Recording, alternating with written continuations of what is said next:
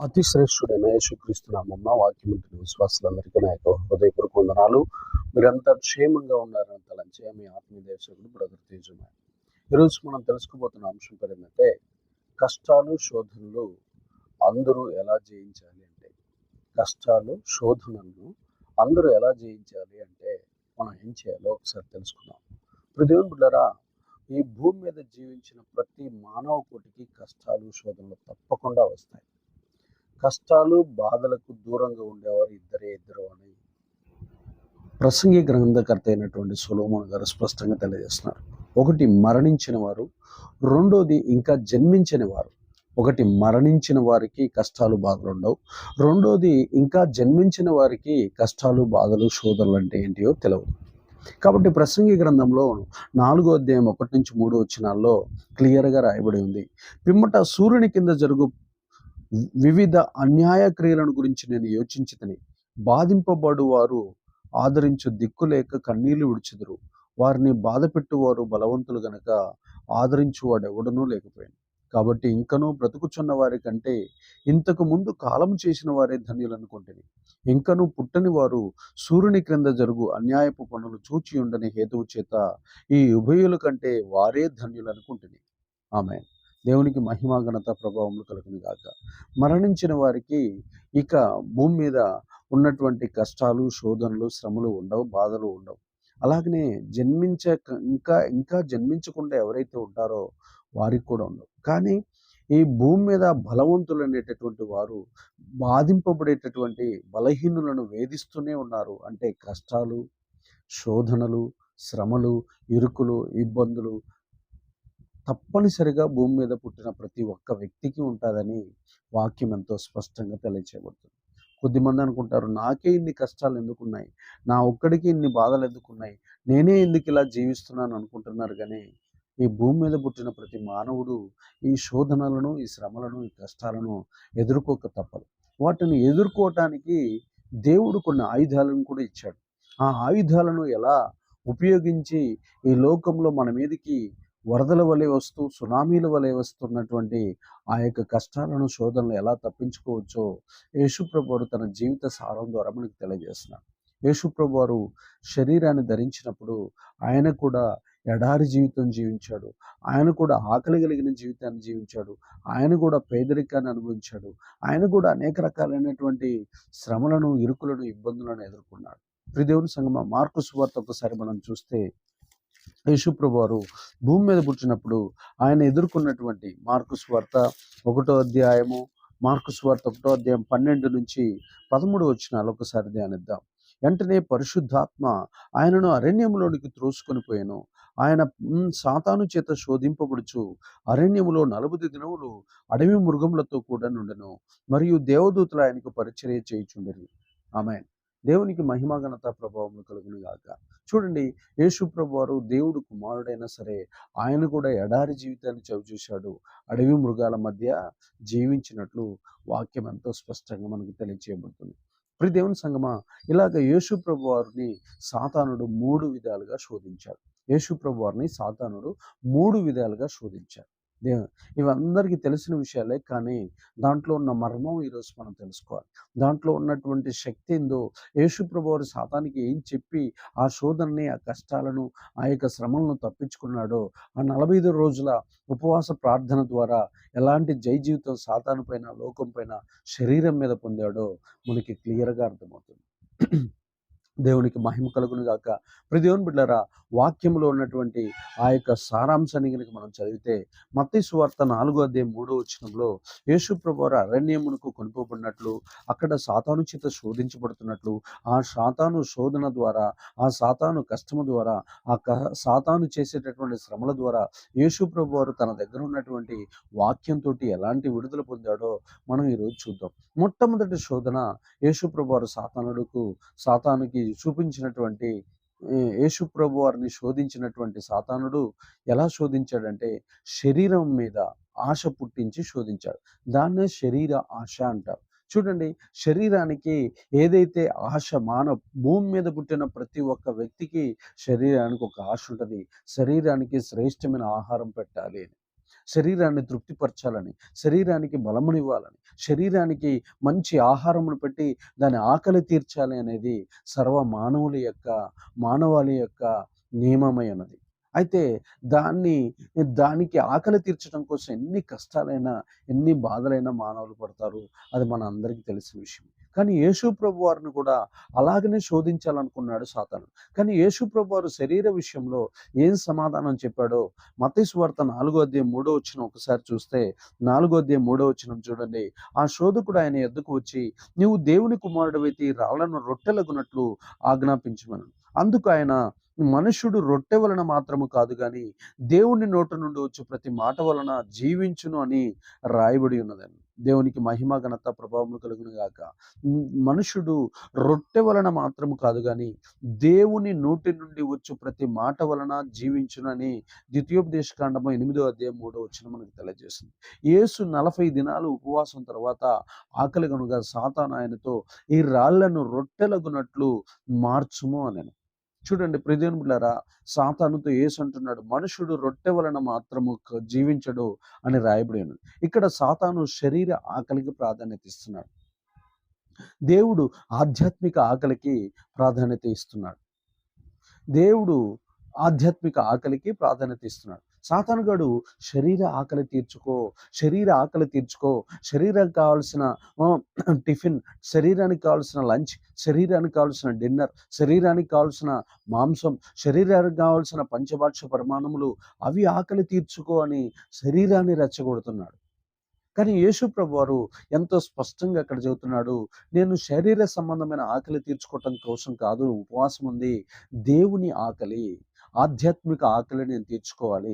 దేవుడి దగ్గర నేను మంచి పేరు సంపాదించాలి, దేవుడి దగ్గర బిరుదులు సంపాదించాలి, దేవుడి దగ్గర కృపను సంపాదించాలి, దేవుడి దగ్గర ఆత్మను సంపాదించాలి, దేవుడి దగ్గర వరములు సంపాదించాలి, దేవుడి దగ్గర ఆత్మ ఫలమును సంపాదించాలి, దేవుని దగ్గర నేను శక్తిని సంపాదించాలి, దేవుడి దగ్గర ప్రజలను విడిపించేటటువంటి అభిషేకాన్ని సంపాదించాలి, దేవుని దగ్గర నేను ఆధ్యాత్మిక ఆకలి కలిగి ఉన్నప్పుడు ఆయన నా దగ్గరికి దిగి వచ్చి నన్ను దీవించాలి, నా పరిచర్యను ఆశీర్వదించాలి, నన్ను మెచ్చుకోవాలి.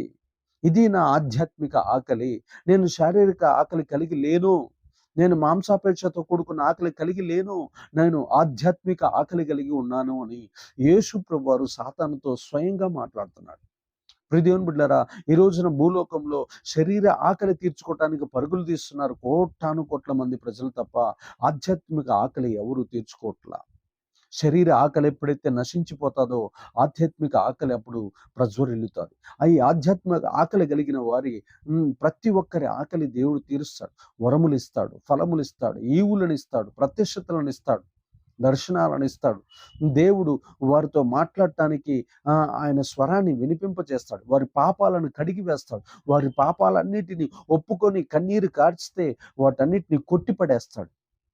అంత శక్తి ఆధ్యాత్మిక ఆకలికి ఉన్నది. కష్టాలు, బాధలు, శ్రమలు, శోధనలు ప్రతి ఒక్క మానవుడికి వస్తాయి. అయితే మనం ఆకలి, ఈ శరీర సంబంధమైన ఆకలి తీర్చుకోవటం వల్ల అవి పోవు, కానీ ఆధ్యాత్మిక ఆకలి మనం తీర్చుకోవటం వల్ల ఈ కష్టాలను, శోధనలను, ఇరుకులను, ఇబ్బందులను ప్రతి దానిని జయించొచ్చని ఎంతో స్పష్టంగా యేసు ప్రభు వారు లేఖనాల ద్వారా మనతో మాట్లాడుతున్నాడు.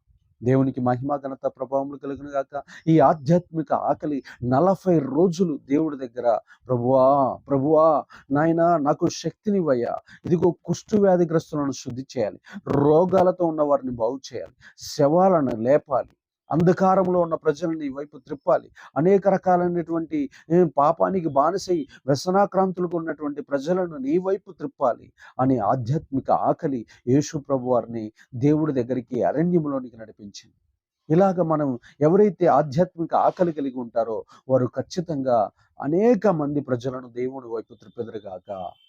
ఇక రెండో విషయాన్ని మనం చూస్తే, ప్రియదేవుని బిడ్డలారా, దేవాలయ శిఖరం దగ్గరికి తీసుకెళ్తాడు. 6వ మత్తయి సువార్త 4:6, నీవు దేవుని కుమారుడవైతే క్రిందికి దూకుము అని నిన్ను గూర్చి తన దూతలకు ఆజ్ఞాపించును, ఆయన నిన్ను గూర్చి తన దూతలకు ఆజ్ఞాపించును, నీ పాదం ఎప్పుడైనను రాతికి తగలకుండా వారు నిన్ను చేతులతో ఎత్తుకుందురు అని రాయబడి ఉన్నదని ఆయనతో చెప్పాను. అందుకు యేసు, ప్రభువైన నీ దేవుణ్ణి శోధింపవలదని మరి ఒక చోట రాయబడి ఉన్నదని వానితో చెప్పాను. ఆమేన్.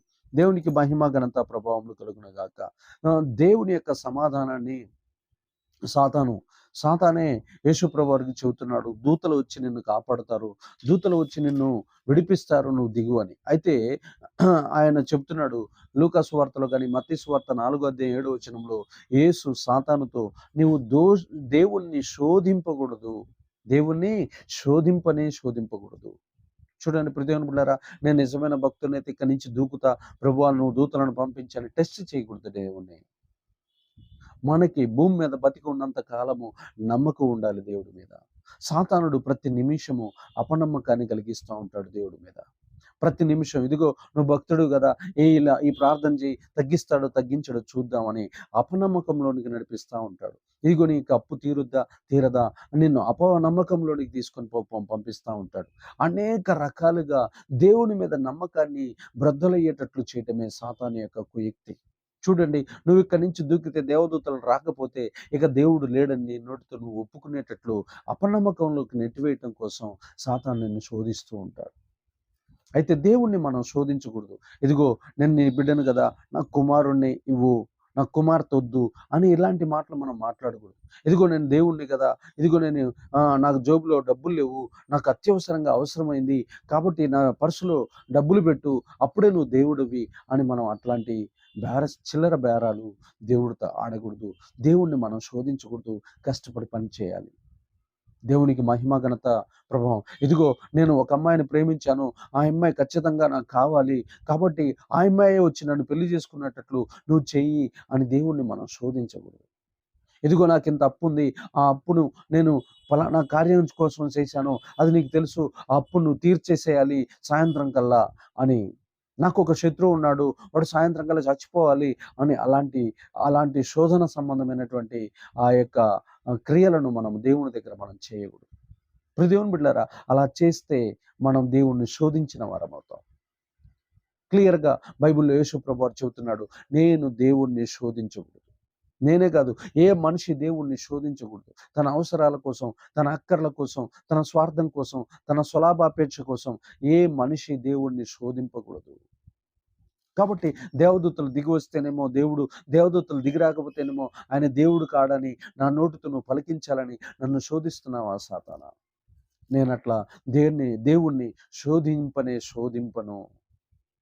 చూడండి ఎంత క్లియర్గా మాట్లాడుతున్నాడు. దేవాలయం శిఖరం దగ్గరికి తీసుకెళ్ళి యేసు ప్రభువారితో సాతానుడు శోధిస్తూ, శోధనల గుండా, కష్టాల గుండా, అనేక రకాలైన శ్రమల గుండా, ఎన్నో రకాలైన ఇబ్బందులు పెడుతూ ఆయన్ని ఇసికిస్తూ ఉన్నట్లు మనం బైబిల్లో చూస్తున్నాం.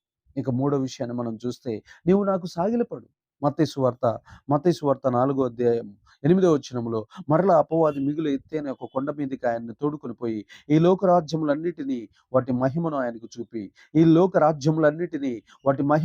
చూపి నీవు సాగిలపడి నాకు నమస్కారం చేసిన ఎడల వీటన్నిటినీ నీకు ఇచ్చదనని ఆయనతో చెప్పగా, యేసు వానితో, సాతానా పొమ్ము, ప్రభు అయిన నీ దేవునికే మ్రొక్కి ఆయనను మాత్రమే సేవింపవలను అని రాయబడి ఉన్నదనను.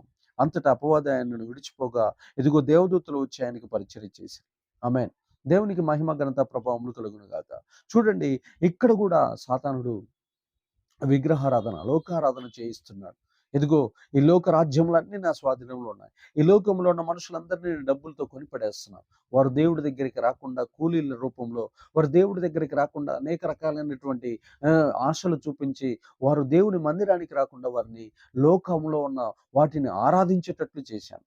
లోకంలో కొంతమంది వస్తువులను ఆరాధిస్తారు, కొంతమంది మనుషుల్ని ఆరాధిస్తారు, కొంతమంది ధనాన్ని ఆరాధిస్తారు, కొంతమంది జ్ఞానాన్ని ఆరాధిస్తారు, కొంతమంది సినిమాలను ఆరాధిస్తారు, కొంతమంది రాజకీయాలను ఆరాధిస్తారు, కొంతమంది క్రికెటర్స్ను, ఆటగాళ్ళను ఆరాధిస్తారు, కొంతమంది మత్తు పదార్థాలను ఆరాధిస్తారు, కొంతమంది ఆటలను ఆరాధిస్తున్నారు, కొంతమంది వారికి ఉన్నటువంటి అధికారాలను ఆరాధిస్తున్నారు, కొంతమంది తమకున్నటువంటి ధనాన్ని, బలాన్ని, తమకున్న అందాన్ని, తమకున్న ఆస్తులను, తమకున్నటువంటి వస్తువులను ఆరాధిస్తున్నారు.